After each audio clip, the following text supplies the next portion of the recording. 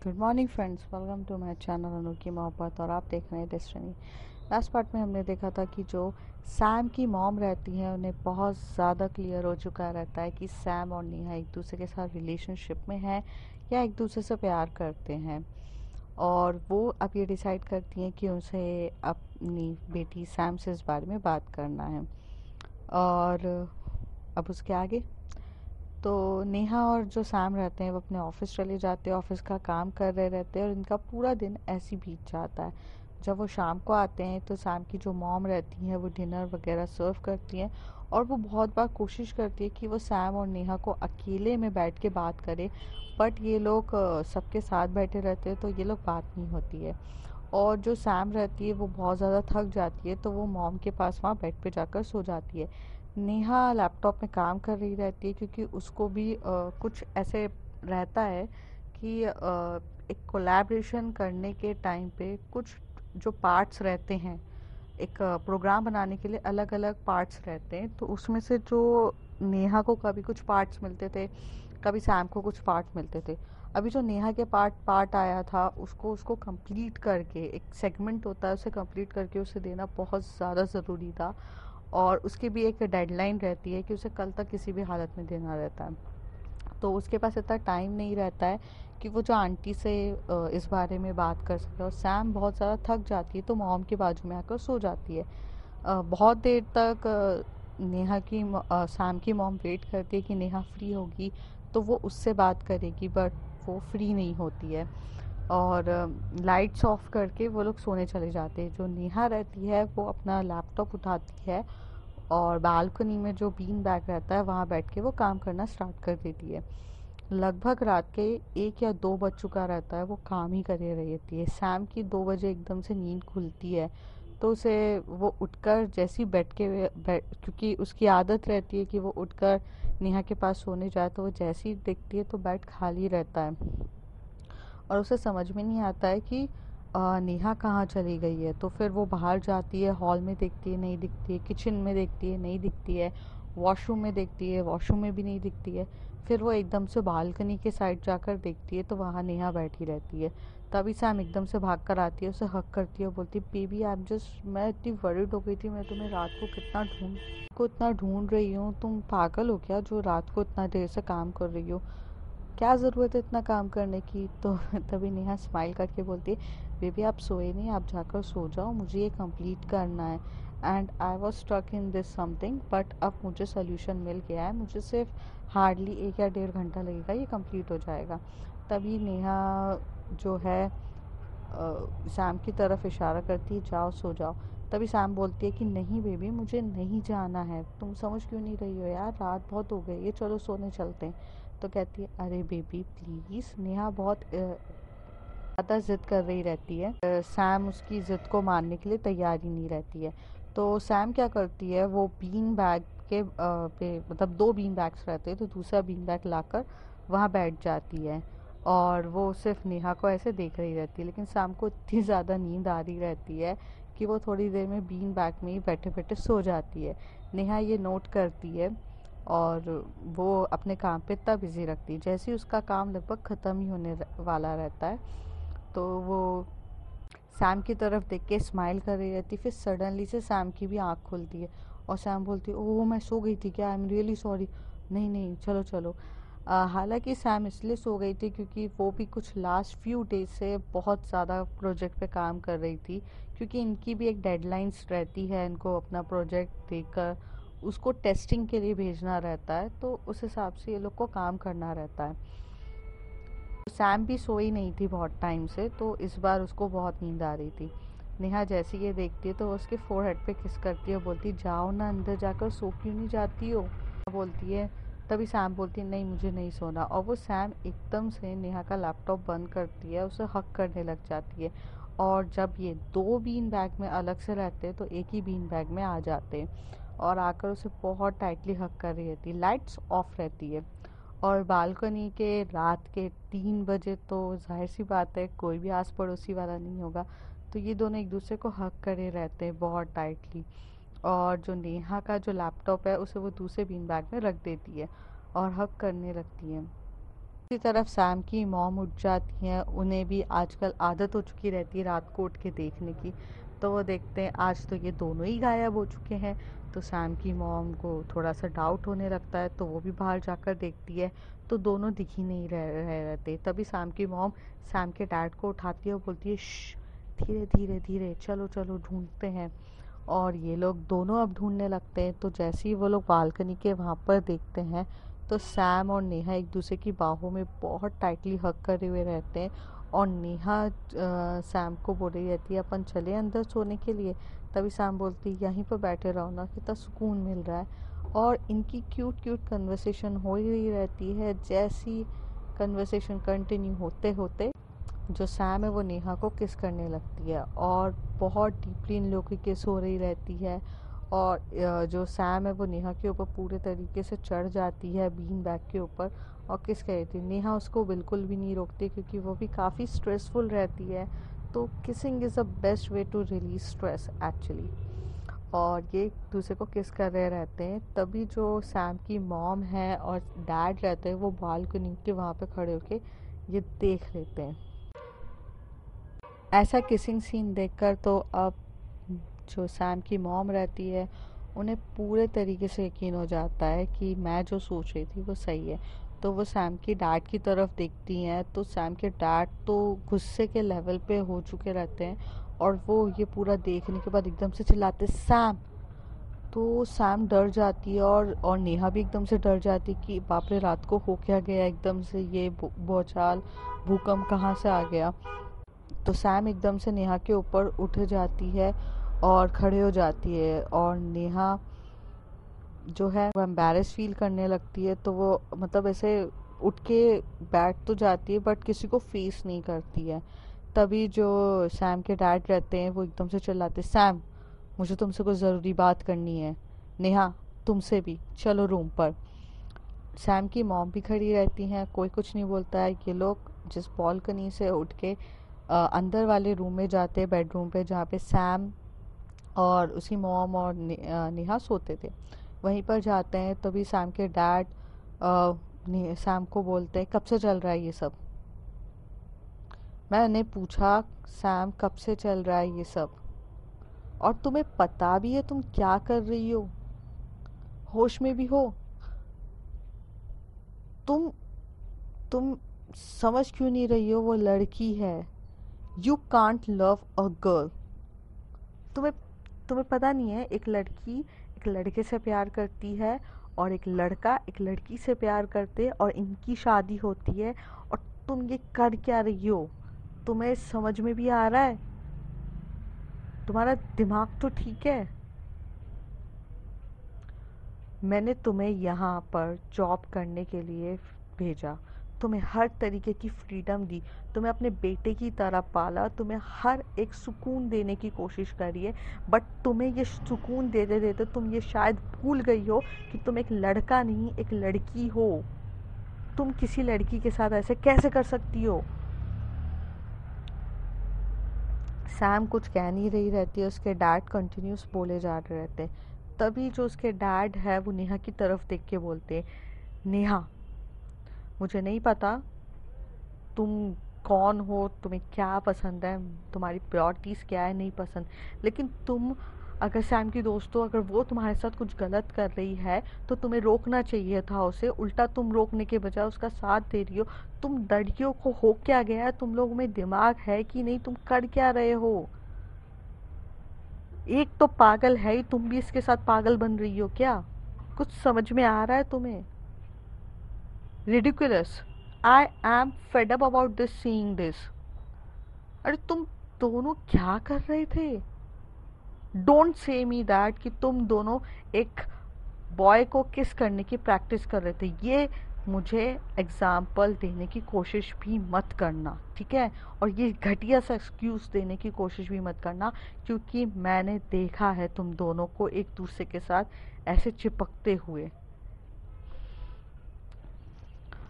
Sam के dad ये बोलकर एकदम शांत हो जाते हैं। तभी सैम की मॉम कहती हैं, आप इतना गुस्सा क्यों कर रहे हो? इतना गुस्सा करके कुछ होगा क्या? दे love each other. You don't understand हमने भी तो प्यार किया है ना, हमारे बीच में भी तो लव मैरिज हुई है। हमारा प्यार आपको सही लगा और इनका प्यार सही नहीं है। तभी सैम के डैड सैम की मॉम की तरफ देख के बोलते आप तो चुप ही रहिए, आपका दिमाग तो ठीक है। मैं इन दोनों को बोल रहा हूँ इनका दिमाग खराब है, लेकिन मुझे तो लगता है मेरी बीबी का ही दिमाग खराब है। कुछ भी बोले जा रही हो यार, हम लड़का लड़की थे इसलिए हमारे रिलेशनशिप हुआ। तुम दो लड़कियों के बीच में बोल रही हो यार, तुम क्या सोच रही हो? कुछ भी कहना क्या चाह रही हो तुम? तभी सैम की मॉम कहती है मैं ये कहना चाह रही हूँ कि प्यार गलत नहीं होता है। अरे आप ये क्यों लेकर बैठे हैं कि एक लड़का है तो उसे लड़की से ही प्यार करना पड़ेगा, लड़की है तो लड़के से ही प्यार करे। अरे प्यार तो प्यार होता है ना, बाय नेचरली इन दोनों को हो गया एक दूसरे से। जो क्वालिटीज़, जो लव अफेक्शन जो पार्टनर्स को मिलनी चाहिए वो इन दोनों को एक दूसरे के साथ मिलती है, तो इसमें इतना चिल्लाने वाली बात क्या है?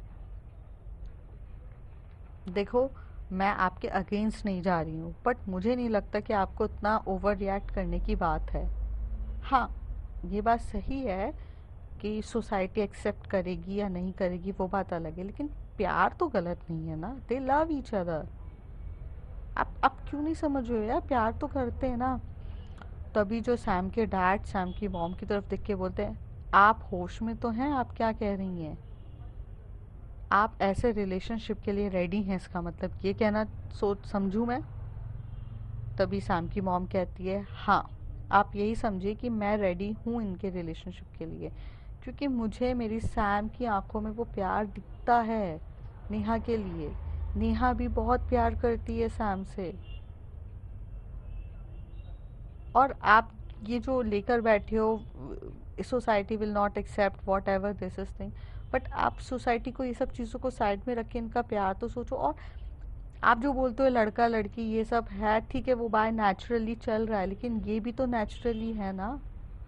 अरे आप थोड़ा सा ये सब चीज़ को अपार्ट करके एक बार नेट पे इतना बैठते हो ज़रा चेक करो। आजकल तो नॉर्मल हो गया है। आपको नहीं पता क्या, एलजीबीटी कम्युनिटीज अभी 377 सेक्शन हट चुका है इन लोगों का, अभी ये सब ठीक है ना। तभी जो सैम के डैड सैम की मॉम के, तो आप नेट पे बैठ के ये देखती हैं क्या? आपको भी इंटरेस्ट है इन सब चीज़ों में? तो सैम की मॉम इस बार गुस्से में आ जाती है, चिल्ला के बोलती है देखो आप गलत मतलब निकाल रहे हो मेरी चीज़ों का। मैं हर एक चीज़ का बारे में नॉलेज जानने की कोशिश करती हूँ, और मैंने अभी अभी रिसेंटली रिसर्च किया है। जब मैंने सैम और नेहा को इतने करीब होकर देखा था, आई मीन लास्ट 1 वीक से, ये जो मैं आपको आपके पास आई थी ना बोलने के लिए कि इन दोनों का रिलेशन कुछ चल रहा है, लेकिन नहीं आपको तो फ्रेंडशिप दिख रही थी। तब मैंने ये सब रिसर्च करके जानने की कोशिश करी है। मुझे गलत नहीं लगता है। इस ड्यूरेशन में यहाँ पर नेहा और सैम एक दूसरे का हाथ पकड़े रहते और दोनों डरे हुए रहते, क्योंकि इन लोगों की फाइट चल रही रहती है। तभी जो तभी सैम की मॉम नेहा की तरफ देख के बोलते कि बेटा तुम कुछ कहना चाहते हो दोनों? तो सैम बोलती है डैड, मैं जानती हूँ कि मैंने आपको डिसअपॉइंट किया है, आपको बहुत ज़्यादा एक्सपेक्टेशन थी हर एक चीज़ की, लेकिन दिल पे तो किसी का जोर नहीं चलता है ना। मैं हमेशा से प्यार से दूर भागती थी और ये सोचती थी कि कभी मुझे प्यार नहीं करना है, क्योंकि पेन होता है। भले मेरे मॉम डैड ने लव मैरिज करी थी, बट मुझे प्यार में कभी बिलीव ही नहीं था। मैंने अपने दोस्तों का दिल टूटते हुए देखा है, हर एक चीज़ पेन सफ़र करते हुए देखा है। मुझे प्यार बिल्कुल पसंद नहीं था डैड, बट नेहा को देख के मुझे अंदर से फीलिंग आई। आप नेहा से पूछ सकते हैं, जब मुझे पता चला कि मैं उसे पसंद करने लगी हूँ, प्यार करने लगी हूँ, तब भी मैंने उसका प्यार एक्सेप्ट नहीं किया। इवन अपने आप को भी एक्सेप्ट नहीं किया। हमेशा से दूर भागती रही ये सोचकर कि आगे जाके फ्यूचर में कभी ऐसा हुआ कि हमें अलग होना पड़े तो अलग हो जाएंगे। मैं नहीं एक्सेप्ट करना चाहती थी, बट पापा, मैं जितना भी दूर भागूं मैं प्यार करने लगी हूँ नेहा से। आई नो ये सोसाइटी हमें एक्सेप्ट करेगी नहीं करेगी पता नहीं, बट मेरे लिए सोसाइटी मैटर नहीं करती है, मेरे लिए मैटर करता है आप। आप हमें समझेंगे कि नहीं। मेरे लिए मैटर करता है कि आप हमारी फीलिंग्स को समझें, आप हमें हमारे सब चीज़ समझ के हमें वही तरीके से प्यार दें। बस यही तो चाहते हैं पापा, और कुछ नहीं चाहती हूँ। अगर मैं एक लड़के से प्यार करती तो शायद आप इतना गुस्सा नहीं करते, पर शायद अब मैं लड़की से प्यार करती हूँ तो आप इतना ज़्यादा गुस्सा हो रहे हैं। तभी सैम के डैड कहते हैं, हाँ अगर तुम किसी लड़के से प्यार करती ना तो तुम्हारी खुशी खुशी शादी मैं ही करा देता, लेकिन लड़की के साथ है, there is a no future. बच्चे कैसे होंगे, सब चीज़ कैसे होगी, सोसाइटी क्या एक्सेप्ट करेगी। Fuck up the society. मेरे सोसाइटी इतनी मैटर नहीं करती है। तुम सोचो, जिस रिलेशनशिप का फ्यूचर ही नहीं है उस रिलेशनशिप के लिए तुम जा रही हो। तुम तुम समझ ही नहीं रही हो मैं समझाना क्या चाह रहा हूँ। तो तभी सैम कहती है, पापा आप नहीं समझ रहे हैं जो मैं समझाना चाह रही हूँ। आपने सिर्फ हमें कॉम्प्रोमाइज़ सिचुएशन में देखकर ऐसा सोच लिया कि हमारे बीच में सिर्फ ये रिलेशन है, बट अपार्ट फ्रॉम दिस हमारी ट्रू फीलिंग्स, हमारा एक्चुअल में हम एक दूसरे के बिना कैसे फील करते हैं वो सब आपने नहीं समझा। आपने तो खुद लव मैरिज करी है पापा, आपको तो समझ में आना चाहिए ना कि क्यों है, क्या है, कैसे होता है। पर पापा आप समझना ही नहीं चाह रहे हो। सैम के डैड थोड़े से गुस्से में हो जाते हैं और कहते हैं, नहीं समझना मुझे, क्योंकि जो चीज़ सही नहीं है वो सही नहीं है, मुझे नहीं जानना है। और ऐसे कह के वो नेहा की तरफ देखते हैं और कहते हैं, एक बात बताओ नेहा, तुम्हारे मॉम डैड एक्सेप्ट कर लेंगे क्या? तुम्हारे मॉम डैड को पता है क्या सैम के बारे में? तभी नेहा ने इतनी ड्यूरेशन में फर्स्ट टाइम मुंह खोला रहता हुए कहती है, नहीं अंकल, मेरे मॉम डैड को नहीं पता सैम और मेरे रिलेशन के बारे में। तभी सैम के डैड पूछते हैं कि अगर पता चला तो वो एक्सेप्ट करेंगे? तभी नेहा कहती है, नहीं, वो कभी एक्सेप्ट नहीं करेंगे।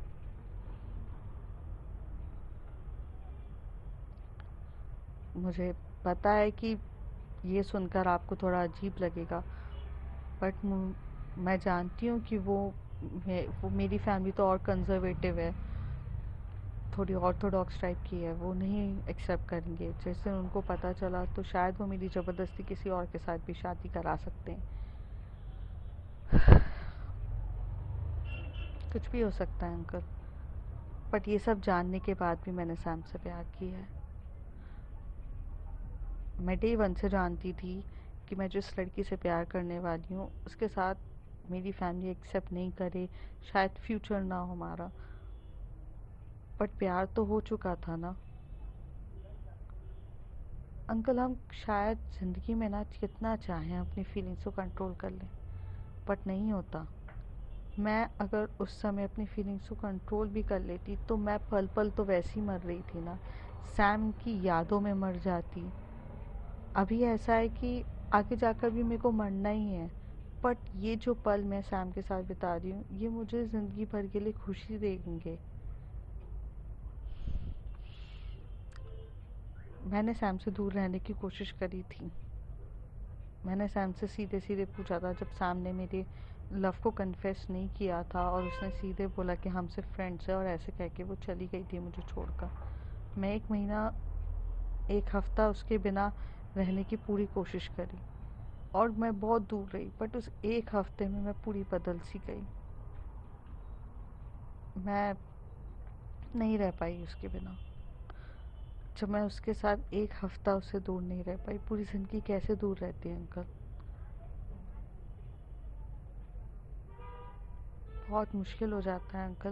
मैं आपको नहीं एक्सप्लेन कर सकती।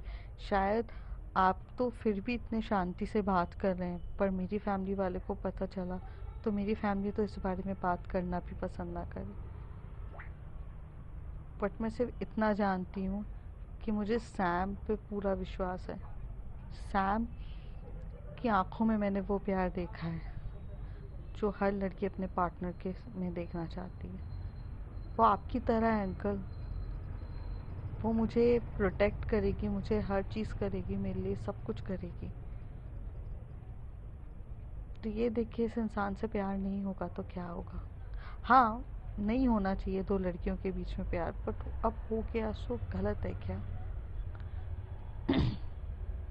मेरी फैमिली शायद एक्सेप्ट नहीं करेगी, बट मुझे इतना पता है कि मैं अपनी फैमिली के लिए के भी अगेंस्ट जा सकती हूँ सैम के लिए, क्योंकि सैम के में मुझे वो सब कुछ दिखता है। मेरी फैमिली तो अंकल मुझे यहाँ पर भी नहीं भेज रही थी, बट सैम ने मेरी मॉम को कन्विंस किया मुझे यहाँ पर रखने के लिए उसके साथ। और मैं इतना जानती हूँ कि फ्यूचर में अगर शादी की या किसी की भी बात आए तो सैम इतनी हिम्मत रखती है कि वो मेरे फैमिली को कन्विंस करने की कोशिश करेगी।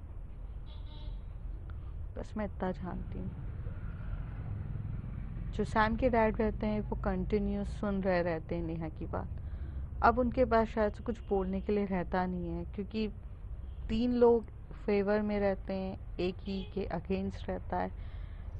तो तभी सैम की मॉम कहती है कि देखा आपने, सब कुछ सब जानते हैं, फिर आप ऐसे क्यों बिहेव कर रहे हो? और हम अपने बच्चों को सपोर्ट नहीं करेंगे तो और कौन करेगा? ये किसके पास जाएंगे? आप समझिए ना, ऐसे मत करो। तभी सैम के डैड कहते हैं मुझे कुछ नहीं समझना है, मैं जा रहा हूँ सोने। और ऐसे करके वो चले जाते हैं। तभी जो सैम की मॉम नेहा और सैम के पास आके बोलती है बेटा डोंट वरी, तुम्हारे डैड का जो गुस्सा है वो मैं जानती हूँ, अंदर से वो तुमसे बहुत प्यार करते हैं, वो इस रिलेशनशिप को एक्सेप्ट कर लेंगे, बस वक्त दो, ठीक है? और हाँ नेहा, तुम्हारी फैमिली अगर एक्सेप्ट नहीं करेगी, मुझे नहीं पता तुम कैसे मनाओगी, बट एक बात का ध्यान रखना कि तुम्हारी फैमिली को इतनी जल्दी पता ना चले जब तक तुम लोग 100% इस रिलेशनशिप के लिए श्योर ना हो। तभी नेहा कहती है हाँ आंटी, मैं पूरा ध्यान रखूँगी कि मेरे घर वालों को इस रिलेशनशिप के बारे में पता ना चले, क्योंकि आप लोगों ने तो इतनी शांति से बात कर ली, अगर उन्हें पता चला तो वो तो बात भी नहीं करेंगे और मेरी शादी पक्की करा के किसी और से कर देंगे। तभी सैम की मॉम कहती है कि हाँ, इसलिए मैं कह रही हूँ जब तक तुम लोग खुद कुछ बन नहीं जाते हो, अपने फ्यूचर अपने गोल्स डिसाइड नहीं कर लेते हो, तब तक तुम्हारी फैमिली को पता नहीं चलना चाहिए, मैं यही चाहूँगी। बाकी अगर पता चल जाता है तो तुम्हारी ये जो जर्नी है वो बहुत टफ है। यहाँ तो जब मैंने तुम्हारे डैड से प्यार किया था सैम, तब भी हमारे जो कास्ट अलग थे, इसका इशू था, तब भी हम लोगों ने जो अपने प्यार को एकदम दृढ़ निश्चय से पाने की कोशिश करके कभी दूर नहीं गए एक दूसरे से और सोसाइटी के अगेंस्ट गए। इसलिए तुम्हारे जो दादा हैं उनसे तुम्हें कभी मिलने को नहीं मिला, क्योंकि उन्होंने तुम्हारे पापा को घर से बाहर निकाल दिया था। शायद ऐसा मैं नहीं चाहती तुम लोगों के साथ, तो इसलिए मैं तुम लोगों के प्यार को सपोर्ट करती हूँ। बट नेहा, तुम्हारे मॉम डैड नहीं समझेंगे ये बात, तुम बहुत अच्छे से जानती हो। अगर कभी ऐसी सिचुएशन आई तो तुम दोनों को अपने प्यार पे स्ट्रांगली खड़े होकर फाइट करनी होगी। हम साथ दे सकते हैं, बट ये जर्नी तुम्हारी है, लड़ना तुम्हें पड़ेगा। तो आई होप मैं जो बताना चाह रही हूँ तुम समझ रहे होगे कि इतनी जल्दी पता न चले, और अगर चले भी तो अपने चीज़ों पे स्ट्रांगली खड़े रहो तुम लोग, क्योंकि वो कहावत है ना, ये इश्क का दरिया। तभी सैम कहती है मॉम इट्स, ये इश्क का दरिया है, यहाँ डूब के जाना है। और ऐसे करके दोनों हंसने लगते हैं, तो कहते हैं हाँ वही करना है। चलो अभी इतना टेंशन मत लो, मैं इसके डैड को समझाने की पूरी कोशिश करूँगी। वैसे नेहा, मैं तुम्हें बहुत पसंद करती हूँ, तुम मेरी बहू बहुत अच्छी हो। तभी वो बोलती है थैंक यू आंटी। तो तभी सैम की मॉम कहती है आंटी नहीं, मॉम बोलना स्टार्ट कर दो, क्योंकि सैम को जो चीज़ पसंद आ जाए और सैम की पसंद कर लिया है तो ये दुनिया के कुछ भी करके तुम्हें अपनी वाइफ बना कर रहेगी। और जब तुम सैम की वाइफ बनी जाओगी तो तुम हमारी बहू हो, तब तो मम्मी बोलना बोल दो। तभी नेहा बोलती आपके घर में सब ऐसे ही बात करते हैं ना, ये भी बहुत फ्लर्टी वे में करती हो आंटी आप भी तो तभी सैम बोलती है मेरे अंदर फ्लर्टी नेचर मेरी मॉम का ही आया है, मेरे डैड का भी फ्लर्टी दिखते हैं तुम्हें तो तो सैम बोलती रियली, मुझे लगा अंकल ज़्यादा होंगे। तो सैम की मॉम कहती अंकल तो बोरिंग है, मैं ही थी, वैसे भी पता है तुम्हारे इस अंकल को मैंने भगाया था, अंकल ने मुझे नहीं भगाया था। तभी सैम और ये सब दोनों हंसते हैं और इनकी रात ऐसी मतलब बातों में कट जाती है। सुबह के 4 बज जाते तभी वो लोग कहते हैं कि आंटी थोड़ी देर सो जाते हैं, ऑफिस भी जाना है। तो वो कहते ऑफिस भी जाना है, कल तो सैटरडे संडे है ना, तुम लोग का ऑफ रहता है। तो कहती नहीं आंटी सैटरडे को मुझे जाना है क्योंकि मेरी प्रोजेक्ट नहीं हुआ है। तो तभी सैम बोलती कोई जाने की ज़रूरत नहीं, घर से काम कर लेना। तो कहती है नहीं सैम मुझे जाना है, मुझे थोड़ा सा काम है। तो वो कहती है चलो छोड़ो। तो सब सोने के लिए चले जाते हैं। जो सैम की मॉम है वो बाहर हॉल में जाती हैं उसके पापा को, लेकिन उसके पापा को नींद नहीं आ रही रहती है। वो काफ़ी देर तक ऐसी आंखें मतलब इधर उधर पलटते रहते। तभी सैम की मॉम मुझसे बात करती है और क्लियर करनी रहती है। तो उतनी देर में जो नेहा है वो अपने नीचे सोती है और सैम उसी के बाजू में आकर सोती है। तो नेहा बोलती है जाओ ना ऊपर, अभी भी तो रायता फैला। तो कहते अब तो एक्सेप्ट कर लिया है ना घर वालों ने, मॉम है चलो सो जाओ। मैं पक्का कुछ नहीं करूँगी, सो जाओ। और ये दोनों एक दूसरे को हक करके जब सोने लगते हैं, जैसे सैम की मॉम अंदर आती है और वो देखती है तो वो बहुत स्माइल करती है, क्यूट सा कपल है, और वो भी सो जाती हैं। सैम की मॉम एक्चुअल में सैम से बहुत ज़्यादा प्यार करती थी और गट्सी वगैरह सब जो सैम के अंदर है वो उसकी मॉम की आती थी। लेकिन वो मॉम भी थी इसलिए वो उसको डांटती भी थी कि घर के काम के लिए, बट सबसे ज़्यादा सपोर्टिव भी थी। डैड की वो सबसे ज़्यादा लाडली भी थी, बट डैड इन सब चीज़ों में थोड़े से उसको पसंद नहीं करते थे। तो ये इनका फैमिली का इश्यूज़ था। अब देखते हैं फ्रेंड्स आगे इस रिलेशनशिप्स में क्या होता है। सैम के डैड तो बिल्कुल भी एक्सेप्ट नहीं कर रहे हैं, सैम की मॉम एक्सेप्ट कर चुकी हैं, और अब इनकी जर्नी कैसे होगी, कैसे अप्स एंड डाउन इनकी जर्नी में आएंगे, वो सब हम देखेंगे बाकी कुछ एपिसोड में। तब तक के लिए bye bye, take care, and if you like my story like share and subscribe. Thank you.